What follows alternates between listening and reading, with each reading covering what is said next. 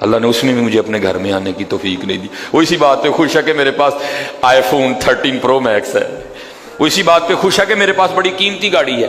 اور یاد رکھنا پتر، میرے بھائیوں، کاکیوں، سب سے اللہ کا سخت ترین عذاب، حضرت موسیٰ علیہ السلام باز فرما رہے تھے اپنی امت کو، فرمایا اللہ کی نافرمانی نہ کرو نہیں تو تم پہ فلاں فلاں عذاب اترے گا. ایک شخص اٹھ کھڑا ہوا، عرض کرتا ہے اللہ کے نبی علیہ السلام آپ فرما رہے ہیں اگر اللہ کی نافرمانی کرو گے تو فلاں فلاں عذاب آئے گا. میں تو جیسے جیسے نافرمانی کرتا ہوں اس کی نعمتیں مجھ پہ بڑھتی جاتی ہیں. مال بڑا ہے، بڑھ رہا ہے دن بدن، اولاد بڑی ہے، بڑھ رہی ہے دن بدن، تو پھر سزا کاہے کی ہوئی؟